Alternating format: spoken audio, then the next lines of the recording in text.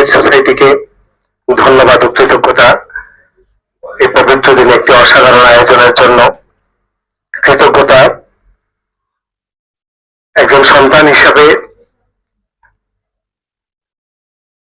প্রতিটা সন্তানের জীবনের সবচেয়ে শ্রেষ্ঠ সম্পদ হচ্ছে তার বাবা এবং মা। গত মঙ্গলবার এই সময় আমার মা এই দুনিয়াতেই ছিলেন। গত মঙ্গলবার ৩রা মার্চ রাত ৯টায় তিনি মহান রবের ডাকে সাড়া দিয়ে অন্তিম যাত্রায়।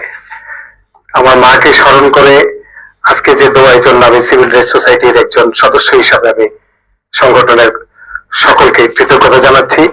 যে বিষয়ের উপরে আজকের এই আলোচনা, এখানে আমার পরম শ্রদ্ধেয় অভিভাবক, বাংলাদেশ ফেডারেল সাংবাদিক ইউনিয়নের সাবেক মহাসচিব, সাবেক সভাপতি, আমাদের সকলের আস্থার প্রিয় প্রতিষ্ঠান বাংলাদেশ সাংবাদিক কল্যাণ সোসাইটির ব্যবস্থাপনা পরিচালক, আমার অভিভাবক জনাব এম আব্দুল্লাহ ভাই, ঢাকা সাংবাদিক ইউনিয়নের সাবেক সাধারণ সম্পাদক, আমার অত্যন্ত প্রিয় নেতা, প্রিয় সংগঠক জনাব জাহাঙ্গীর আলম প্রধান, এবং আমাদের শিক্ষক তুল্য অভিভাবক সিনিয়র সাংবাদিক তাশারফ ভাই এখানে আছেন।